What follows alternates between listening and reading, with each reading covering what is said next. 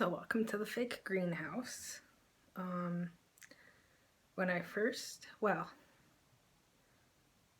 saw the house, the previous owners were,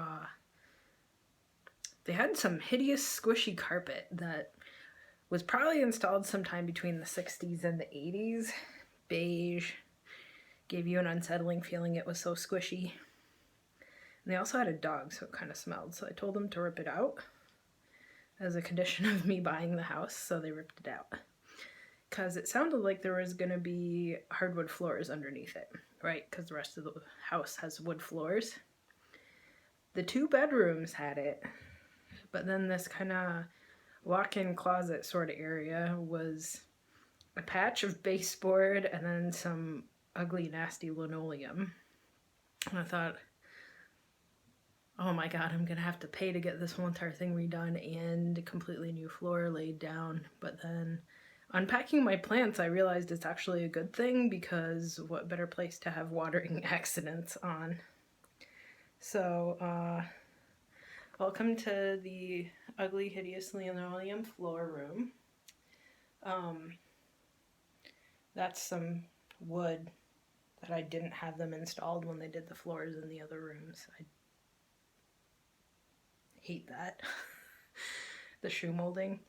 The wiring, oh my god, don't judge me, I'm terrible at electricity. Here's some of those LED panels. So these ones came as a 4-pack from Amazon, so that I have most of them installed on just plain simple hooks from the ceiling. I tied up the metal cord in a knot to make it a little bit higher. This one I just have completely hung from the rack. And then I also have those bell lights. So I think this one's slightly different color spectrum than the rest of them, because they seem a little bit more blue or true white. But they're still all those like 26-watt ones. The 100-watt equivalent. These plants right here were in my office. I went to go rescue them last week when I had one last trip into town to get some stuff done in the office that I couldn't do remotely. I'm glad I did, because at this point I don't plan on coming back into the office for weeks, if not months, because it's scary out there. I definitely sprayed them down with that Bayer Rose stuff, because I don't know what infestation they had, but at this point I won't ever figure it out if the Bayer took care of it. So the Nepenthes, still looking quite terrible. There's a couple pictures in there. A lot of them have decided to bloom. This is tenuis blooming. Hopefully it's not the bloom of, oh my god, I'm gonna die, so I need to bloom quickly right now. Hopefully it's the bloom of, oh, I like the lights you set up. There's a picture in here somewhere. I think it's Splendiana by Mixta. What else? Oh, I have an ant. Maybe I'll let him take that fungus net. Here's, what is it? Campanulata by Thorellii, whatever Thorellii was at the time that it was created. You can tell that the lights are definitely helping based on the color of the leaves here. Some of them are turning red. I think I'm gonna have a nice Platykyla picture here. I'm excited. Hopefully eat the flies that I have. I don't know where these big bottle flies are coming from.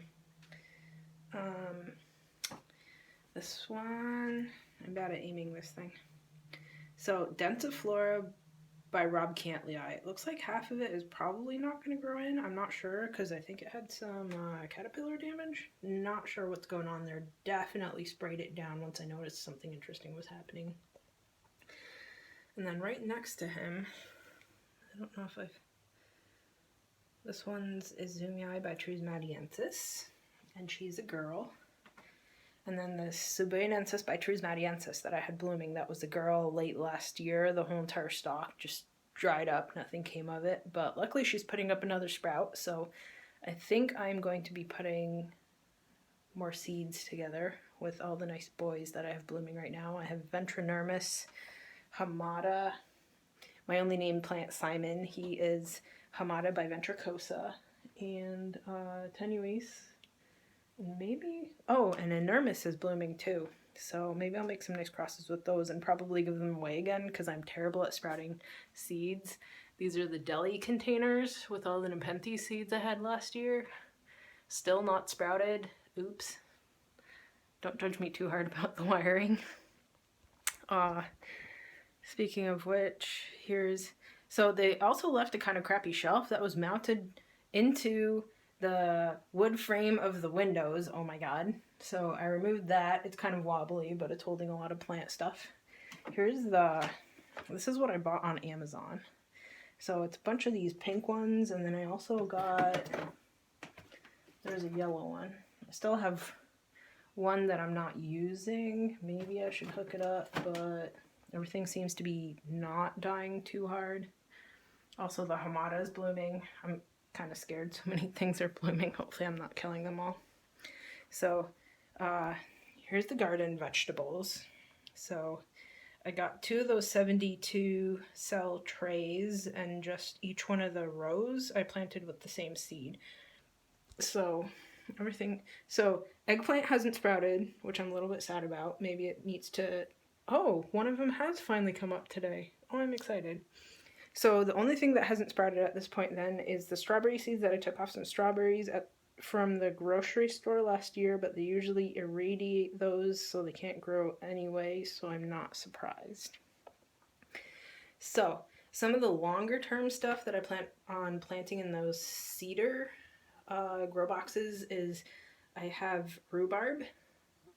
Don't ask me why I'm starting them from seed, but I am instead of starts. And strawberries. Now I have some actual strawberry plants coming in, hopefully in the next couple of weeks from Burpee, because I decided to buy some more before these finally came in. These are the Alpine Heirloom Pineapple Strawberry, which I'm excited about. But I decided to just give these things a shot. So also I have asparagus. See that nice asparagus? So I have that I'm going to raise in that long-term bed. And then also I think I might do the herbs in there because I have sage and then cumin, a couple other herbs mixed in here. My tomatoes are coming in nicely. I have some big purple ones and cherry black ones and pear tomatoes and rainbow colored tomatoes. I'm excited about all those. My peppers are finally coming in 2.5 weeks later. I finally have a poblano coming up. Do you see it? It's right here. My one poblano. And then I also have some tricolor Italian ones coming in over here. And then I also planted a small container of herbs over here. It's all the basil and rosemary and dill and stuff. I know you don't need to start it early, but I was excited, so I did it. And then also while I was on that planting spree 2.5 weeks ago now, I had some cactus seeds that I had ordered from, I think it's Mesa something, in December, right before I moved out here. And I hadn't planted them because seeds are easier to transport than a big pot. So I planted them up, and from my escapades trying to grow lithops, which I want to show you what my first batch of lithops is looking like. So cute. Is it focusing? No. Maybe against a white backdrop. Can you see it now? Yeah. So, based on potting soil that I learned potting those in and having them sprout, and then these not really sprouting, oops, then I used, I think it's 1-to-1 perlite and vermiculite, and then a small plume, like when you have flour fall on the floor when you're baking, of actual potting soil of the regular Miracle-Gro kind, the moisture control, because I always overwater everything. It is why I grow swamp plants. So I put some of that in there, and I have cute little baby cactuses. So there are all sorts of cactus species that make edible fruits. I have lofty goals for this greenhouse that I'm going to put in. This purple shamrock over here is finally growing for the first time ever for me. I don't know what I was doing wrong before. I think I'm doing it right now. And then that Cebuyanensis variegated that I got in late last year that had the top It got damaged during shipping. It's finally growing in now, which I'm excited. It has a new growth point. It finally really started growing after I got this grow light up here. And then also the Casiana by, I forget, maybe Casiana by Thorelii or something like that. It finally sprouted a little green nubbin a month or two ago, and then it really took off once I got the LED panel up. And then there's my Rob Cantlii seed stock. And then just a bunch of other plants. I think this is a glabrata. So in all the nodes of the bent over part of the plant, it decided to sprout little plantlets, and I'm excited. Like here, and the next one. Here's the Ernermis blooming. I harvested some of those, maybe you still can't see it. I harvested some of those little seed pollen heads and put them in wax paper in a glass jar in my fridge. Here's my poor sad cinnamon tree. It lost, I want to say, at least half of its leaves, if not more, during transport. Hopefully it perks back up. I don't know if I should put it under the LEDs or not, but it's right smack in front of the window, so there's that. I guess that's kind of it. Here's the smaller Nepenthes. A lot of these are either, they were doing poorly, like this Macrophylla, oops, but it has a couple of basils going on, so I'm excited. Hopefully the LED panel helps. And then the smaller ones that I'd ordered last year, so over there is that Caniana that died, and then this is the Dubia that gave up the ghost. But I think things are finally, like this is an Eddy. It turned bright red after I put the panel up. It's almost dark purple at this point, and it was kind of a pale green beforehand. So things are looking up.